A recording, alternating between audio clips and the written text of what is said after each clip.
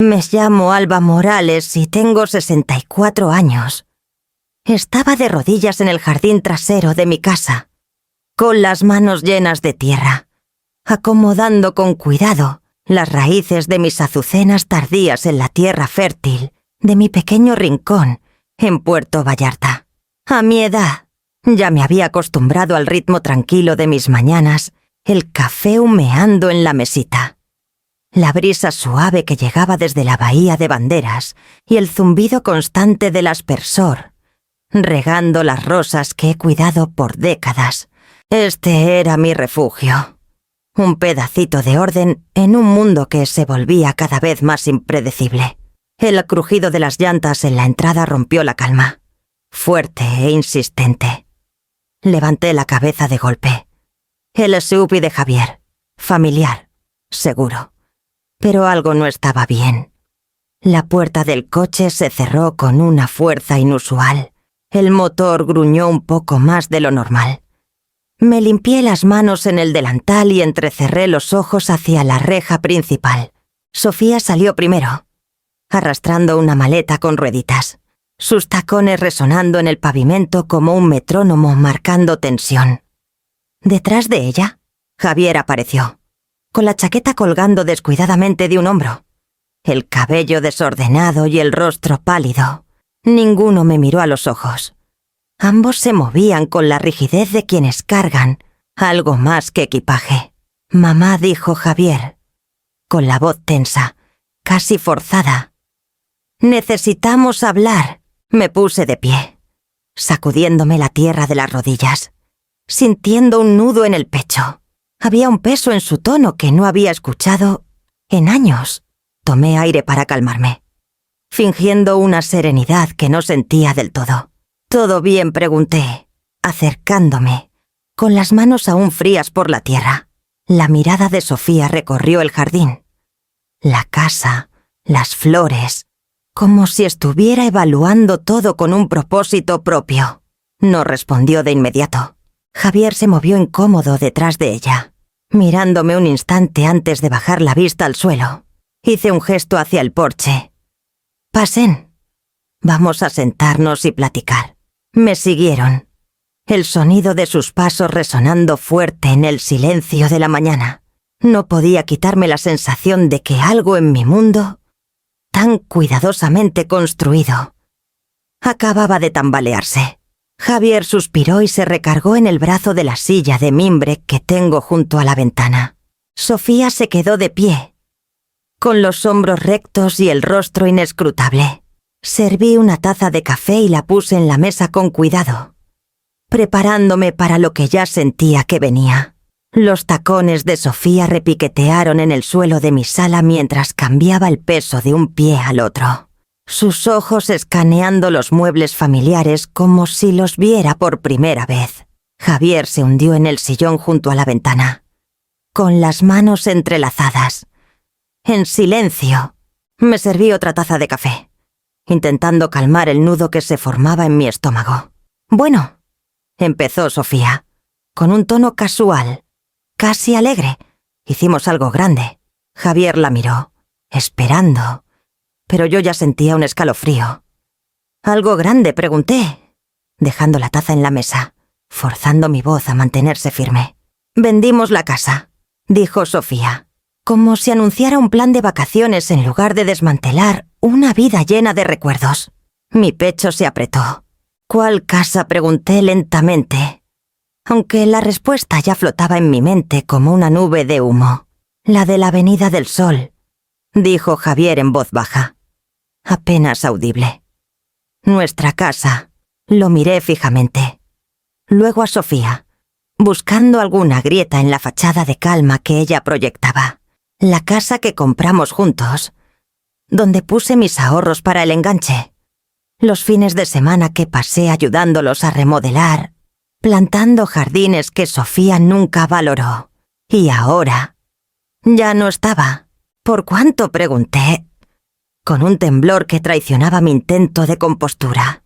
«7 millones de pesos», respondió Sofía rápidamente, con un tono casi alegre, como si compartiera una noticia emocionante de un sorteo ganado.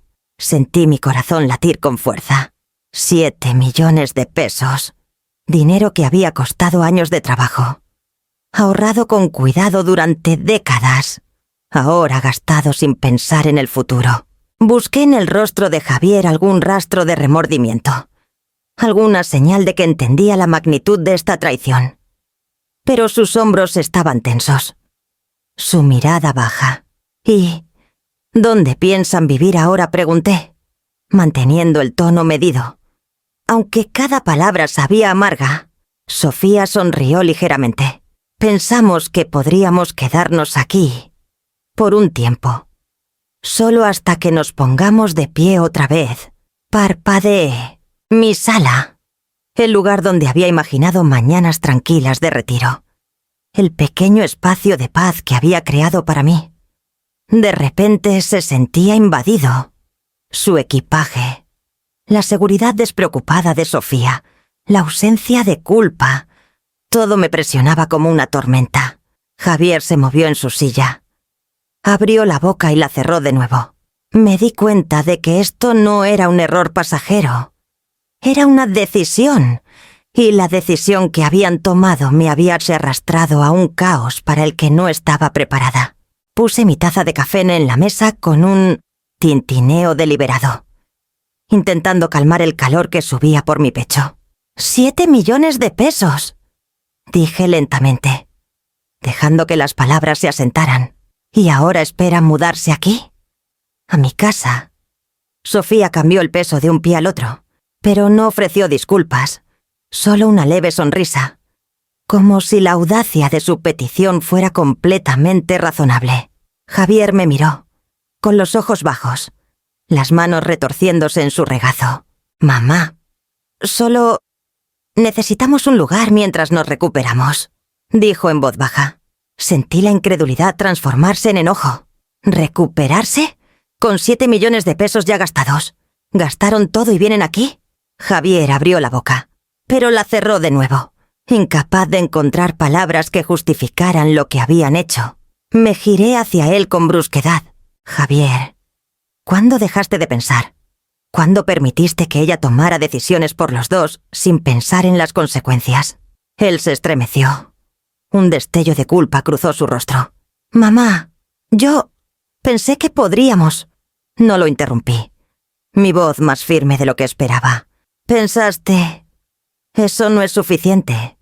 Te crié para que fueras responsable, para que midieras tus decisiones. Y ahora estás aquí sentado mientras tu esposa tira todo por la borda, incluyendo tu futuro. Como si no importara. ¿Eso es responsabilidad para ti?» El rostro de Sofía se endureció. «Es nuestro dinero», espetó, dando un paso hacia mí. «Podemos hacer lo que queramos con él». Enderecé los hombros, negándome a dejarme intimidar. Puede que haya sido su casa, pero parte de ese dinero era mío. Y parte del sueño de tu padre. No tienen derecho a borrarlo sin consecuencias. Javier tragó saliva, moviéndose incómodo. La tensión en la sala era algo vivo, presionando contra cada pared. Podía verlo en sus ojos, el conflicto entre la lealtad a su esposa y la verdad que ya no podía ignorar.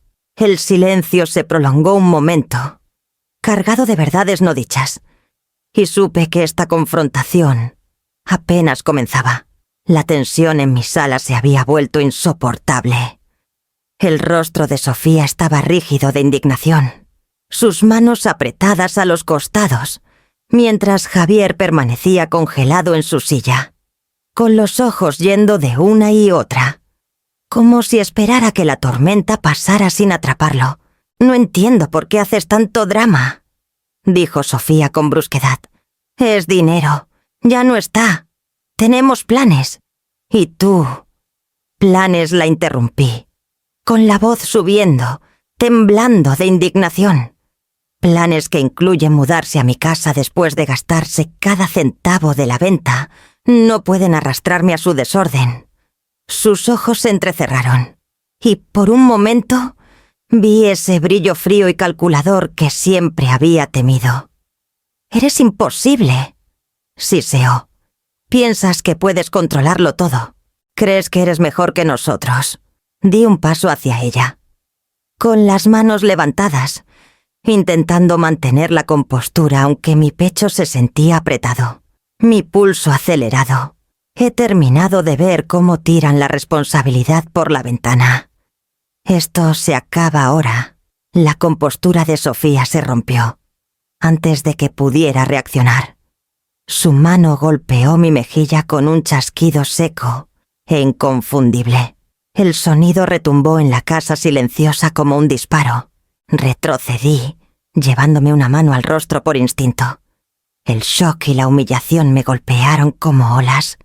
Por un momento, la sala se congeló. La boca de Javier se abrió. Se cerró. Se abrió de nuevo. Parecía incapaz de defenderme, de siquiera reconocer lo que acababa de pasar. Mis vecinos doña Carmen y los Ramírez aparecieron en sus ventanas, atraídos por el alboroto. El pecho de Sofía subía y bajaba, su rostro retorcido por una mezcla de furia y satisfacción. ¿Crees que puedes echarnos? ¿Crees que puedes darnos lecciones después de todo lo que he hecho? Su voz resonó por la calle, lo bastante fuerte como para hacer que los transeúntes se detuvieran a mirar. Javier finalmente se levantó, mirando a su esposa con una mezcla de miedo y desamparo. «Sofía, por favor», dijo suavemente. Pero su voz carecía de convicción. Me mantuve firme, aunque mi mejilla ardía y mi corazón latía con fuerza. La bofetada lo había cambiado todo. Ya no se trataba solo de dinero o arrogancia, era sobre seguridad, respeto y los límites que no permitiría que cruzaran de nuevo. En ese instante, supe que las palabras tranquilas y el razonamiento ya no eran suficientes. Necesitaba acción, necesitaba protección, necesitaba dejar claro que ese comportamiento no podía tolerarse en mi casa, por nadie, sin importar los lazos familiares. El aire se sentía más pesado, cargado con la certeza de que nada sería igual después de esa mañana, esa tarde, sentada en la mesa de mi cocina, aún frotándome la mejilla dolorida, con el corazón latiendo fuerte por la confrontación de la mañana. Supe que no podía confiar en que Javier o Sofía resolvieran esto por su cuenta. La calma debía volver, pero primero necesitaba actuar. Tomé el teléfono y marqué el número que había guardado hace años, el de don Esteban Vargas, un abogado que había manejado todos mis asuntos de bienes raíces con precisión y cuidado. Su secretaria contestó de inmediato, y agendé una cita para la mañana siguiente. Al colgar, sentí un destello de esperanza. Tal vez el caos no tenía que definir el resto de mi día, ni de mi vida. A la mañana siguiente, Esteban me recibió en su oficina. Un hombre de 60 y tantos, con el cabello plateado y una presencia tranquila y autoritaria. «Señora Morales», dijo cálidamente, estrechando mi mano. «Entiendo que ha tenido una situación complicada con su hijo y su nuera. Por favor, cuénteme todo». Relaté todo: la venta de la casa, los 7 millones de pesos gastados, la osadía de querer mudarse conmigo y la bofetada. Esteban escuchó con atención, asintiendo de vez en cuando, tomando notas minuciosas. Cuando terminé, se recostó en su silla. Alba dijo, usando mi nombre con esa calidez que me hizo sentir vista y comprendida: «Puede que tengas más fuerza de la que crees». Sacó un archivo de su estante y me lo entregó. «¿Recuerdas esto?». Abrí el folder y reconocí el pagaré que redactamos hace años, cuando contribuí con 500.000 pesos para la compra de su casa. Esteban insistió en que fuera un préstamo formal, asegurado por la propiedad misma. En ese momento, dudé, queriendo ayudar a mi hijo sin complicar nuestra relación. Javier había insistido. «Mamá, quiero que sea oficial». Esteban señaló el documento. «Legalmente, esto es vinculante. Si vendieron la casa sin pagarte, tienes fundamentos para demandar por incumplimiento de contrato y apropiación indebida. La ley está de tu lado». Alba, puedes exigir el reembolso, más intereses e incluso buscar daños por cualquier tergiversación financiera. Sentí una oleada de empoderamiento que no había sentido en semanas. La impotencia de la mañana, la humillación, la bofetada. La traición estaba siendo reemplazada por control. Podía actuar, defender mis derechos y proteger no solo mi propiedad, sino también el límite moral que habían ignorado tan descaradamente. Por primera vez ese día, me recosté en la silla, con el pecho más ligero, formando un plan. Ya no sería pasiva. Habían cruzado una línea, y ahora la ley podía ayudarme a establecerla con firmeza. Esteban Vargas comenzó la investigación al día siguiente de nuestra reunión.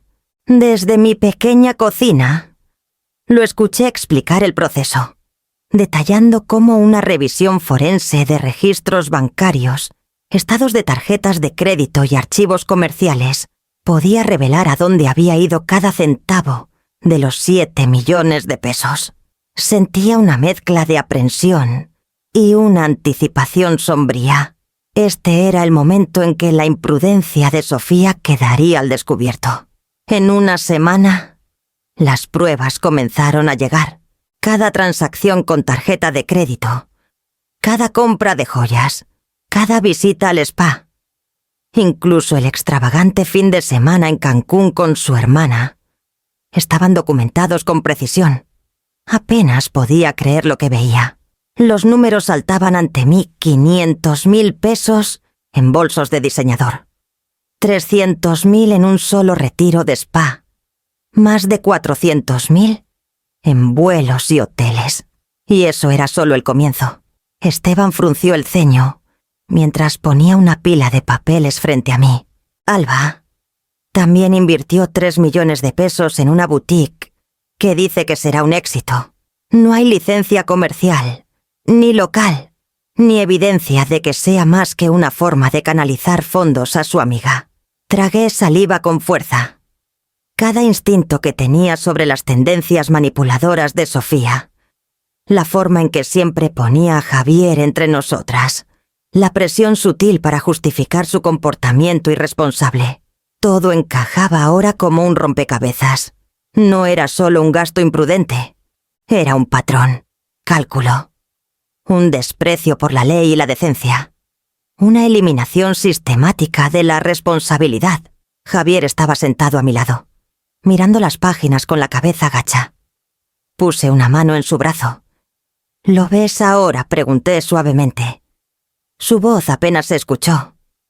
No tenía idea de que fuera tanto. Sacudí la cabeza. No es solo el dinero. Javier, son las decisiones que ella ha tomado y cómo te has arrastrado a ellas. Tú vales más que esto. Tenemos que dejar de permitirlo. Por primera vez, desde la mañana de la bofetada, sentí claridad. El shock y la rabia seguían ahí, pero debajo había una sensación de vindicación moral. El camino hacia adelante a través de la demanda. El tribunal. La confrontación estaba claro. Ya no estaba indefensa. Tenía pruebas. Y con las pruebas venía la autoridad. La traición era inmensa, pero ya no podía esconderse en las sombras. Todo lo que Sofía había hecho para manipular, engañar y gastar de manera imprudente estaba a la vista. Sabía que el próximo paso nos pondría a prueba a todos. Pero al menos ahora, la verdad no podía negarse. El juzgado olía a madera pulida y a café suave. Un escenario neutral para la tormenta que estaba por desatarse. Alba Morales estaba sentada en la mesa de la demandante, con las manos cruzadas sobre la pila de pruebas que Esteban Vargas había organizado, meticulosamente. Javier estaba a su lado, pálido y tenso, con los ojos fijos en el suelo, como si quisiera que la sala se encogiera a su alrededor. Frente a ellos, Sofía estaba con su abogado, con una postura rígida, cada centímetro de su compostura como una máscara cuidadosamente construida. La jueza Patricia Gris entró, con el cabello plateado recogido y una expresión indescifrable. El juzgado guardó silencio. Ella asintió a ambos lados, y el procedimiento comenzó. El abogado de Sofía abrió primero, pintando un retrato de una joven abrumada por las circunstancias, afirmando que cualquier mal manejo fue menor e involuntario. Su voz transmitía simpatía, pero Alba sintió la falsedad debajo como un temblor en el aire. Esteban se levantó. Tranquilo y preciso. Señora jueza, comenzó, con voz firme. Este no es un caso de errores menores. Es un patrón de engaño deliberado y temeridad financiera, con consecuencias que han dañado directamente a mi clienta. Presentó el pagaré, los estados de tarjetas de crédito, recibos de joyas, viajes al spa y vuelos. Y finalmente las pruebas de la inversión en la boutique. Cada documento era una prueba tangible de las decisiones de Sofía. Decisiones que ignoraban tanto la ley como la confianza de su familia. La sala absorbió el peso de los números 7 millones de pesos, desaparecidos en meses, sin activos que mostrar. El pulso de Alba se aceleró mientras veía a la jueza revisar las pruebas, sus ojos examinando cada página con cuidado.